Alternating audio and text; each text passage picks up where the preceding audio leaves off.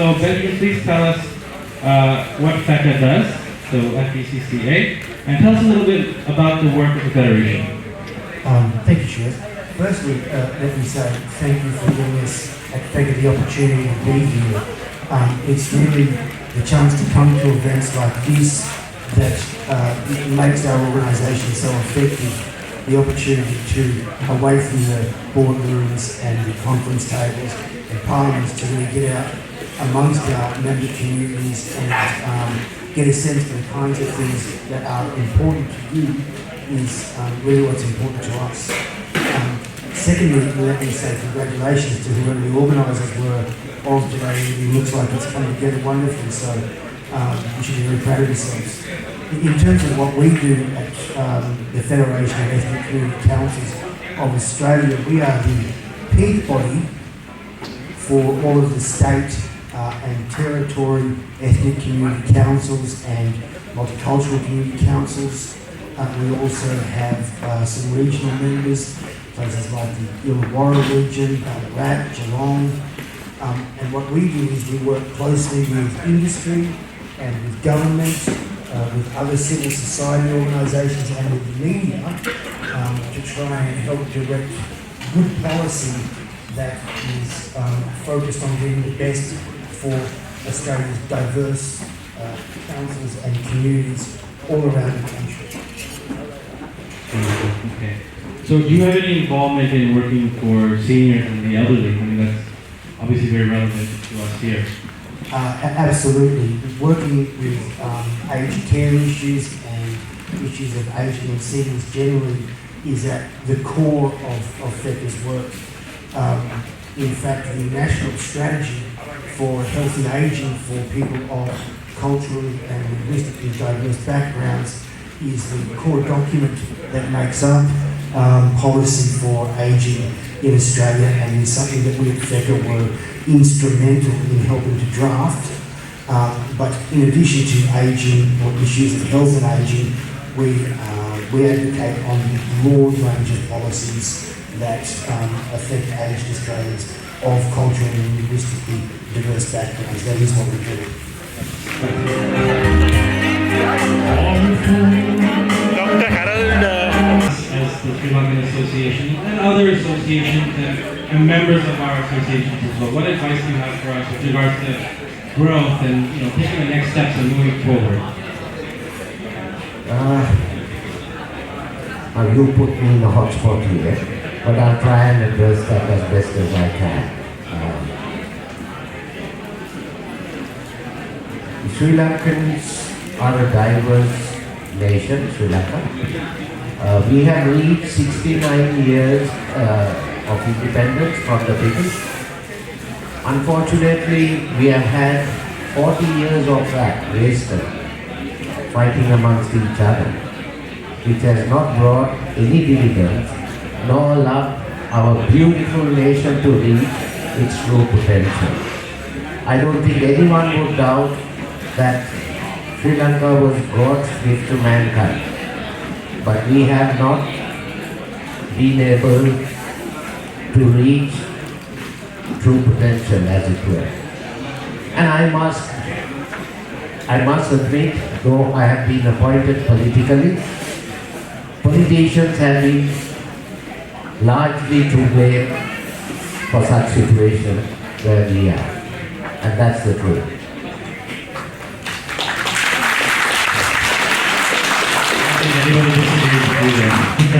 Having said that, we follow what is called a democracy.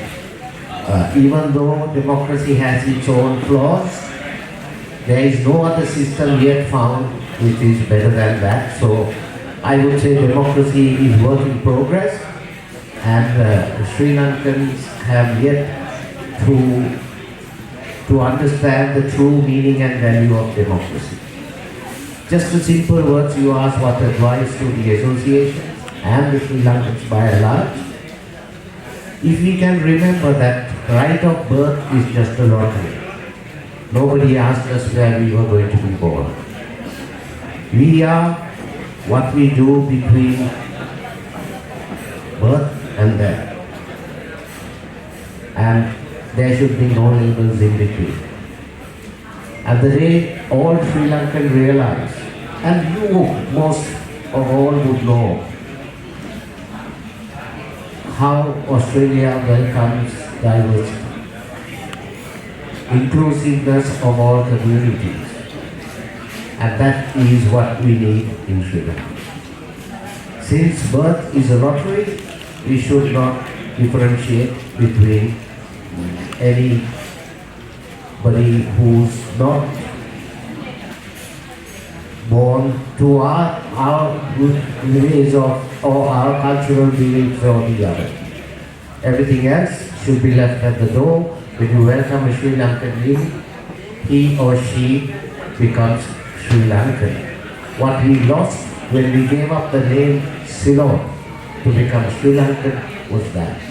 And I think each of us know when we do go outside, overseas, how we are valued, how our intellect is valued, how our attitude to work with others are valued. All of you know that. I don't need me to say that. But what we need is that same attitude amongst those who are left behind in Sri Lanka. And the day we get that, and associations such as this and the other association could lead the way and show that there is another way to reach your true potential. Very wise words, my wise man. I guess, Council, just to wrap things up, do you have any special message or anything to say to our seniors both here and everywhere else? Thank you for what you have contributed before, and as I said, Australia's gain has been Sri Lanka's loss. Enjoy the rest of your afternoon, and I thank you all for having supported your birth nation during the time you were there. Thank you. Thank you.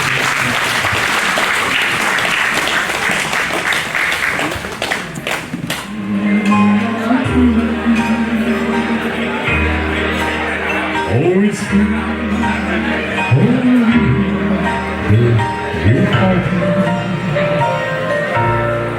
though love is blind, make up your mind, I have to.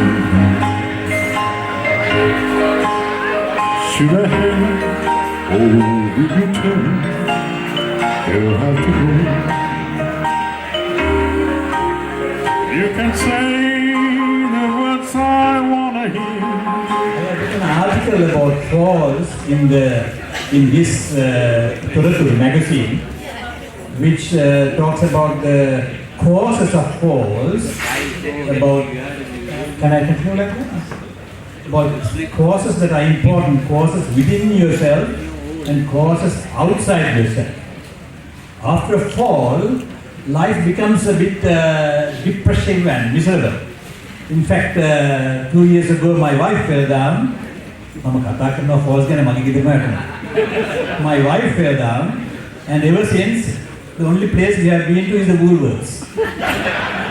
Because it's not possible to go anywhere. I have to give up my job, look after her. So the psychiatric or the psychological problem that arises after a fall is awful. So you have to be very careful of falls, because you don't have to hurt yourself. She broke her ankle, it follows shingles. Dr. basically just said about shingles vaccination. It's quite useful up to 79 years of age. After that it's not so useful, so you should have it. And she got shingles and she fell behind the back door. I was waiting to put a railing there, but unfortunately the horse ran away and I closed this thing. So anyway, in short, please read the article. In short, what I mentioned there was about the causes, especially getting up at night. Getting up at night to pass urine, you suddenly get up and go to the toilet in the dark and you fall. Maybe the sheet is hanging round on the bed and you trip on your sheet. Or maybe the bathroom, the shower has an inverted portion and you hit on it, fall down, hit your head on the tap that is outside that's there, and you end up in hospital. So one thing to remember is, when you read that article, number one, when you sit up at night, just give up 2 minutes, a minute or two, sit there quietly, and then get up and go. Then the blood pressure will come up. Two, have some lights on throughout the night. Lights are very cheap, you can buy some cheap lights. And especially the bathroom, corridors, have a light on as you get older. Now, and other thing is, so if you read the article, you'll know about other courses, medical courses and things in the house like wires, tripping over wires, and tripping over dogs or cats sitting by your leg because they like to be with you. And as we get older, our balance is lost, our muscles are not good, our bones are bad. So as Dr. Abhijit said, exercise is very good. Now I know a young lady, who is not a young lady, our lady of our age, who has a medical problem and she goes every morning to the pool to do water aerobics. Every morning 6 o'clock is there. And I know that's why the last 20 years she's fit. And I tried to take my wife with me and she's scared of water anyway. So exercise is very useful. Yeah, she said half an hour, 5 days a week. Here your heart pumps a bit faster, you breathe a bit faster, but you should be able to talk to each other. You should be able to talk to each other when walking. That's the level of exercise you do. And that keeps you fit. Remember, the sofa in your house that you sat and got up 20 years ago without a problem is a problem now. The sofa didn't. I can hear you cry, to the sea, down so it goes.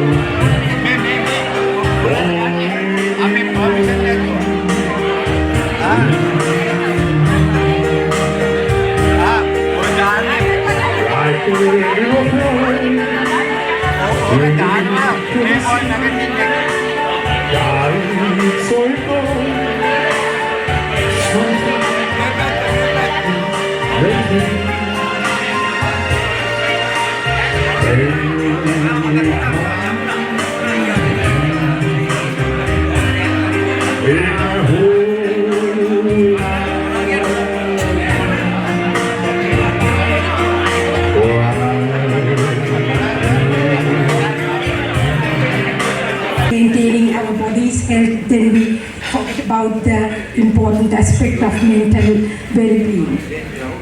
So with regards to maintaining your good physical health, the first and foremost is a well-balanced, nutritious diet is very important.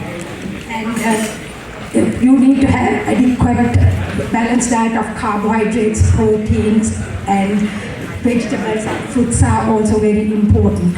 I'm going to make this very simple. When you are eating, if you look at your plate and think of it as having half of the plate having vegetables and half carbohydrates like rice, pasta, bread, and other quarter having the proteins is very important. And adequate fluid intake, water intake, at least 6 glasses of water a day.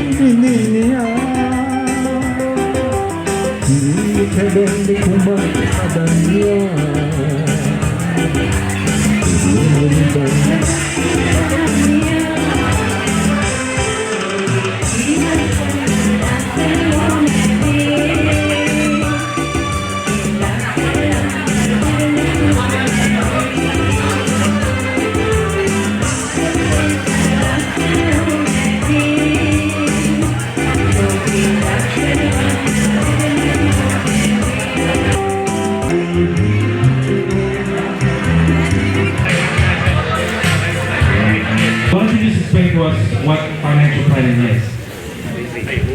Financial planning basically is an ongoing process trying to manage your financials and manage the goals which you want to achieve in the future.